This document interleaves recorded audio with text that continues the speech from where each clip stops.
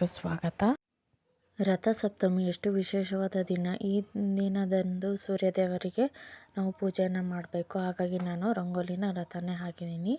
ಹಾಗೆ ಇಲ್ಲಿ ಸೂರ್ಯ ಮಂಡಲವನ್ನು ಬಿಡಿಸ್ತಾ ಇದ್ದೀನಿ. ಅಂದರೆ ಸೂರ್ಯ ದೇವರನ್ನು ಇಟ್ಟು ಪೂಜೆ ಮಾಡಬೇಕಲ್ಲ, ಆವಾಗ ಯಾವ ಥರ ರಂಗೋಲಿ ಹಾಕಬೇಕು ಅಂತ ತೋರಿಸ್ತಾ ಇದ್ದೀನಿ. ಜಸ್ಟ್ ಒಂದು ಐಡಿಯಾದಲ್ಲಿ ನಾನು ತೋರಿಸ್ತಾ ಇದ್ದೀನಿ.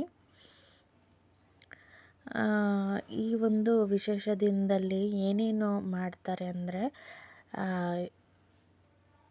ಪರಮಾನ್ನನ ನೈವೇದ್ಯಕ್ಕಿಡ್ತಾರೆ. ಇಲ್ಲ ಅದು ಮಾಡ್ಲಿಕ್ಕೆ ಬರಲಿಲ್ಲ ಅಂದರೆ ನೀವು ಅನ್ನ, ಹಾಲು, ಹಾಗೆಯೇ ಒಂದು ಸ್ವಲ್ಪ ಬೆಲ್ಲನ ಎಲ್ಲ ಮಿಕ್ಸ್ ಮಾಡಿಬಿಟ್ಟು ಏಲಕ್ಕಿ ಪುಡಿ ಹಾಕಿ ಕುದಿಸಿ ಅದನ್ನೇ ನೈವೇದ್ಯಕ್ಕೆ ಇಡಬಹುದು. ಹಾಗೆಯೇ ನೀರನ್ನು ಪಂಚಾಮೃತ ಅಂತ ಮಾಡ್ತಾರಲ್ಲ ಅದು. ಮತ್ತು ದೇವರಿಗೆ ಏನು ಪ್ರೋಕ್ಷಣೆ ಮಾಡಬೇಕು ಅಂತಂದರೆ, ಒಂದು ತಾಮ್ರ ಪಾತ್ರೆಯಲ್ಲಿ ನೀರನ್ನು ಹಾಕಿ ಹಾಗೆಯೇ ಬೆಲ್ಲನ ಹಾಕ್ಬಿಟ್ಟು ಒಂದು ಸ್ವಲ್ಪ ಏಲಕ್ಕಿ ಪುಡಿ ಅಥವಾ ಒಂದೆರಡು ಏಲಕ್ಕಿ ಹಾಕ್ಬಿಟ್ಟು ಹೂವನ್ನ ಹಾಕಿದರೆ ನೈವೇದ್ಯಕ್ಕೆ ರೆಡಿ ಆಗುತ್ತೆ. ನೀವು ಮಂಡಲನ ಹಾಕ್ಬಿಟ್ಟು ಅದ್ರ ಮೇಲೆ ದೇವ್ರನ್ನ ಇಟ್ಟು ನೀವು ಪೂಜೆನಾದರೂ ಮಾಡ್ಬೋದು, ಅಥವಾ ಯಾವುದೇ ವಿಗ್ರಹ ಇಲ್ಲದೇ ಕೂಡ ಪೂಜೆಯನ್ನು ಮಾಡ್ಬೋದು. ಏನೂ ಪ್ರಾಬ್ಲಮ್ ಆಗಲ್ಲ. ಇವತ್ತಿನ ದಿನ ತುಂಬ ವಿಶೇಷವಾದ ದಿನ.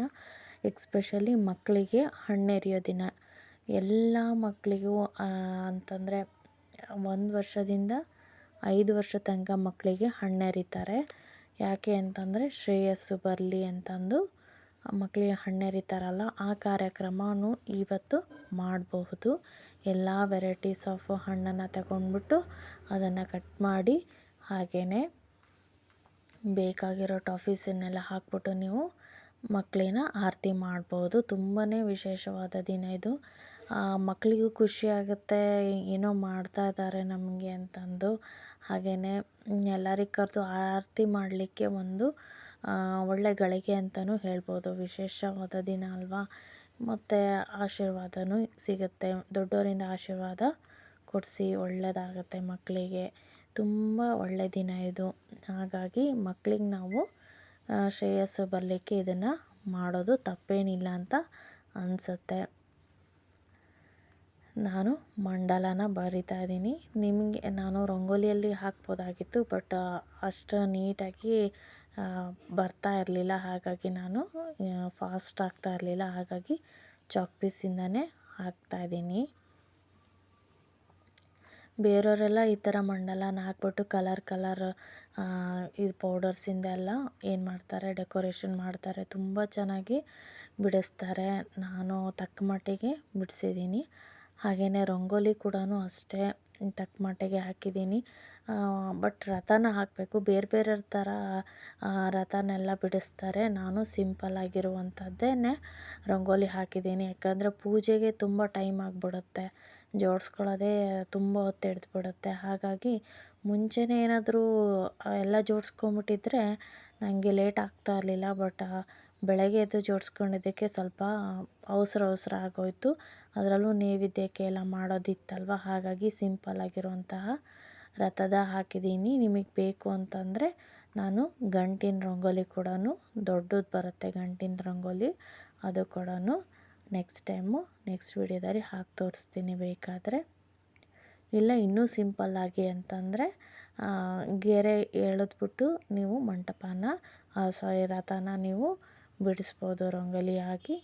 ಎಲ್ಲರೂ ಬೇರೆ ಬೇರೆ ಥರದವ್ರು ಬೇರೆ ಬೇರೆ ಬಿಡಿಸ್ತಾರೆ.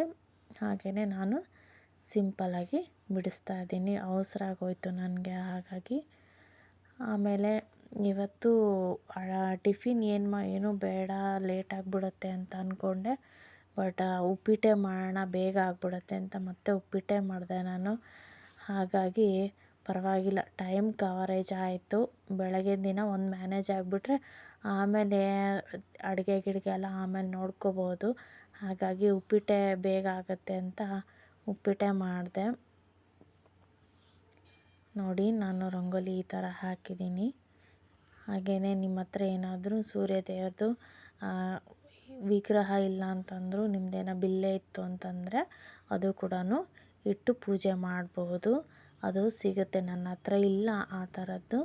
ನಿಮ್ಮ ಹತ್ರ ಏನಾದರೂ ಇತ್ತು ಅಂತಂದರೆ ಅದನ್ನಿಟ್ಟು ನೀವು ಪೂಜೆನ ಮಾಡಬಹುದು ಮಂಟಪದಲ್ಲಿ. ಮತ್ತು ನಾನು ಇದು ಮಂಟಪನ ಒಂದು ರೆಡಿ ಮಾಡಿದ್ದೀನಿ. ಅದು ಈ ಕಡ್ಡಿಯಲ್ಲಿ ತುಂಬ ಚೆನ್ನಾಗಿ ಬರುತ್ತೆ. ನಂಗೆ ರಥಸಪ್ತಮಿ ಅಂದರೆ ನನಗೆ ಹಣ್ಣೆರಿಯೋ ಕಾರ್ಯಕ್ರಮನೇ ತುಂಬ ಇಷ್ಟ ಆಗೋದು. ಯಾಕೆ ಅಂದರೆ ಎಲ್ಲ ಹಣ್ಣುಗಳನ್ನು ತಂದು ಅದನ್ನು ಹೆಚ್ಚಿ ಹಾಗೆಯೇ ಮಕ್ಕಳಿಗೆ ಹಣ್ಣೆರಿಯೋ ಟೈಮ್ನಲ್ಲಿ ಮಕ್ಕಳೆಲ್ಲ ಕೂತ್ಕೊಂಡಿರ್ತಾರೆ.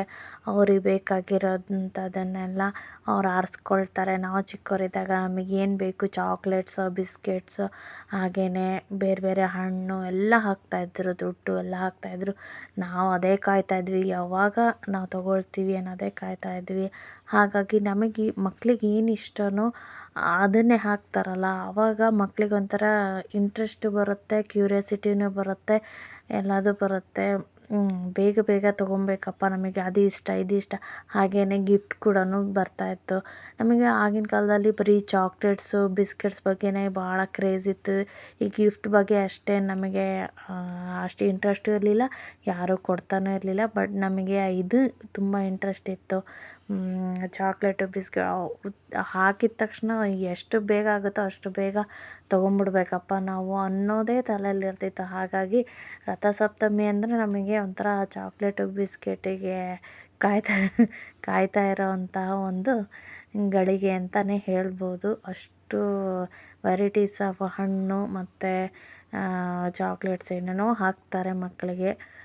ನಾನು ಅದನ್ನು ವಿಡಿಯೋ ಮಾಡೋಣ ಅಂತ ಇದ್ದೆ, ಬಟ್ ನಮ್ಮ ಮನೆಯಲ್ಲಿ ಆ ಪದ್ಧತಿ ಇದೆ, ಬಟ್ ಈ ವರ್ಷ ನಾವು ಮಾಡ್ತಾಯಿಲ್ಲ. ಹಾಗಾಗಿ ನಾನು ಆ ವಿಡಿಯೋನ ಮಾಡ್ತಾಯಿಲ್ಲ. ಜಸ್ಟ್ ಇಷ್ಟ ರಥನ ಮಾಡಿಬಿಟ್ಟು ಇದನ್ನು ಮಂಡಲದ ಮೇಲಿಟ್ಟು ಅಲ್ಲಿ ದೇವ್ರನ್ನ ಇಟ್ಬಿಟ್ಟು ಪೂಜೆ ಮಾಡೋದು. ನನಗಂತೂ ತುಂಬಾ ಇಷ್ಟ ಆಯಿತು. ತುಂಬ ಚೆನ್ನಾಗೂ ಬಂದಿದೆ, ಕ್ಯೂಟಾಗಿ ಬಂದಿದೆ ಅಲ್ವಾ ಇದು. ನನಗೂ ತುಂಬಾ ಇಷ್ಟ ಆಯಿತು. ಈ ಥರ ಇತ್ತು ನನ್ನ ದಿನ. ಪರವಾಗಿಲ್ಲ, ನಾನು ತಕ್ಕ ಮಟ್ಟಿಗೆ ಮಾಡಿದೆ. ಹಾಗೆಯೇ ಈ ಅಡುಗೆ ಕಾರ್ಯಕ್ರಮ ಏನು ಪೂಜೆನೂ ಆಯಿತು, ಅಡುಗೆ ಕಾರ್ಯಕ್ರಮ ಏನು ಅಷ್ಟು ಇರಲಿಲ್ಲ.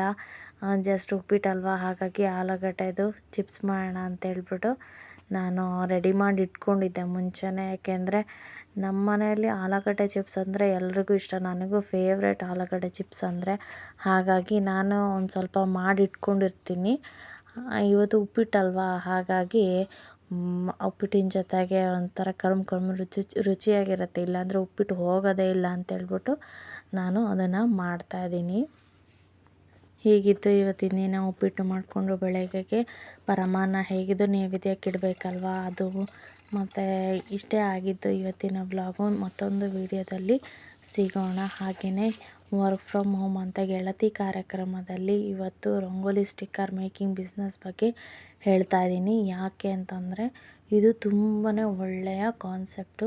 ರಂಗೋಲಿ ಸ್ಟಿಕ್ಕರ್ಸು ಎಲ್ಲ ಹಬ್ಬಕ್ಕೂ ಯೂಸ್ ಆಗುವಂತಹ ಒಂದು ಐಟಮ್ಮು. ಹಾಗಾಗಿ ಇದ್ರ ಬಿಸ್ನೆಸ್ ಮಾಡಿದರೆ ತುಂಬಾ ಲಾಭ ಆಗುತ್ತೆ. ಇದು ನೀವು ಅಂಗಡಿ ಕೊಡೋದು ಬೇಡ, ನಿಮ್ಮ ರಿಲೇಟಿವ್ಸಲ್ಲಿ ಹಾಗೆಯೇ ದೇವಸ್ಥಾನಗಳಲ್ಲಿ ತುಂಬ ಯೂಸ್ ಆಗುತ್ತೆ.